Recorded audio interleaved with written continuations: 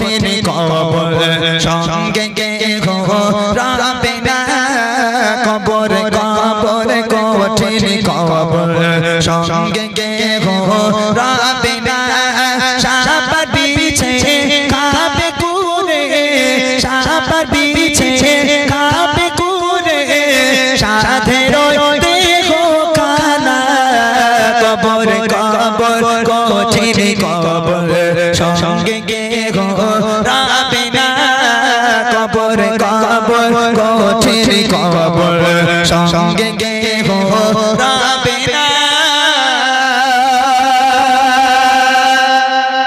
এই মসজিদে এলান হবে আমাদের বাদুড়িয়ায় অমুকের বাড়ি অমুকের বাপ অমুকের মা অমুকের দাদা দাদি ইন্তেকাল হয়েছে, জোহর বাদ তার জানাজা দাফন হবে ইনশাআল্লাহ। মসজিদে মুয়াজ্জিন সাহেব এলান করে দিল, কত মানুষ দেখতে আসবে আপনাকে। হ্যাঁ, এসে জিজ্ঞেস করবে করিম কোথায়, জিজ্ঞেস করবে হ্যাঁ কুদ্দুস কোথায়, জিজ্ঞেস করবে এসব জিজ্ঞেস করবে। লাশ কোথায়, কোথায় রেখেছো লাশ? তোমার নামটাকে কেড়ে নেওয়া হবে, তোমাকে সুন্দর করে গোসল দেওয়া হবে, তোমাকে কাফন পরিয়ে জানাজাতে নিয়ে যাওয়া হবে।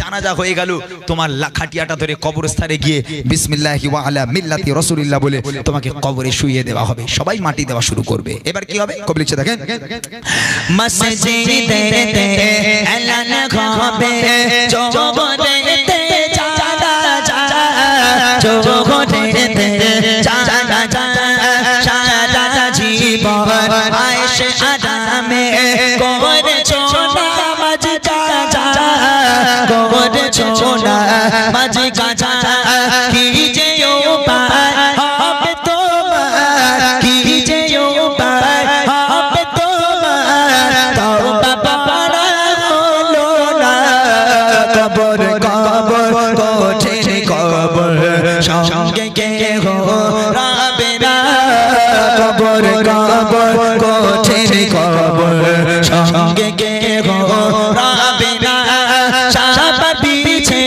খাবে কুরে সাধের দেহ খানা কবর কবর কঠিন কবর সঙ্গে রাবে না কবর কবর কঠিন কবর সঙ্গে রাবে না।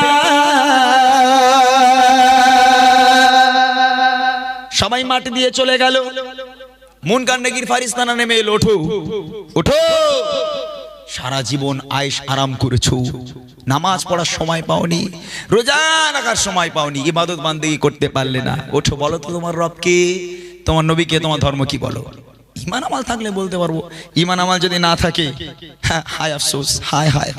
এই মুনকার নেকির ফারিস্তারা, তোমাদের চেহারা দেখে ভয় হয়, খবরদার তোমরা আমার সামনে আসবে না, সরে যাও, সরে যাও, দূরে সরে যাও, আমার সামনে তোমরা আসবে না, তোমাদের ভয়ঙ্কর চেহারা দেখে বুক কেঁপে যায়, সরে যাও। মুনকার নেকির ফারিস্তারা বলবে আল্লাহ হবে না, রিজেক্ট করো মাল। আল্লাহ বলবে তোরা চলে আয়। মুনকার নেকির ফারিস্তারা চলে যাবে, আল্লাহ পাক ডাক দিয়ে বলবে কানা আর কালা দুই ফেরেশতা এবার ঢোক ঢোক।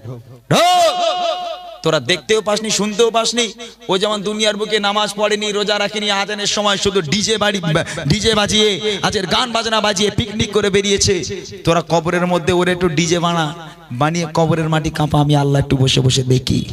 হায় হায়, কবরের আযাব যদি একটা বার কোন কবরবাসী প্রকাশ করতে পারত যে কবরের আযাবটা কত ভয়ানক হবে, তাহলে আমার মনে হয় দুনিয়ার কোন মানুষ সিজদা থেকে তার সারাটা জীবন আর মাথা তুলতো না, এত ভয়ানক হবে কবরের আযাব। কিন্তু কার মধ্যে এত ভয় আছে আমরা বুঝি না, এত ওয়াজ শুনি, নসিহত শুনি, তা আমরা বুঝি না। বলে কবরের মধ্যে সাপ আসবে, বাদুড়িয়া ছেলেরা সব পুকুরে গিয়ে গোসল করে, ভেড়িতে গিয়ে গোসল করে, ওরা এরকম সাপ ধরে হাতে করে তোলে। বলে মৌলী সাহেবরা বলে কবরের মধ্যে সাপ আসবে, সাপ নিয়ে তো আমরা খেলা করি, এরকম বলে না। কবরের সাপ ওই হেলে সাপ, ডানা সাপ নয়। কবরের সাপ যদি দুনিয়ার বুকে কোনো একটা জায়গায় একবার নিঃশ্বাস ফেলে, কাল কিয়ামত পর্যন্ত সেই জায়গায় সবুজ ঘাস জন্ম নেবে না, এত ভয়ঙ্কর কঠিন হবে বিষধর সেই সাপ, কবরের সাপ। একটাবার ভয় করেন, কবরের আযাবের ভয় করেন, আল্লাহর ইবাদত করেন, তাওবা করে নেন, আল্লাহ পাক আপনাদের মাফ করে দিতে পারে। শেষ কথায় কবি লিখছে দেখেন, মুনকার নেকির ফারিস্তারা আসবে যখন কবরে, আসবে যখন কবরে, করবে তখন তোমায় সওয়াল, জবাব দেবে কি করে, জবাব দেবে কি করে, না পারিলে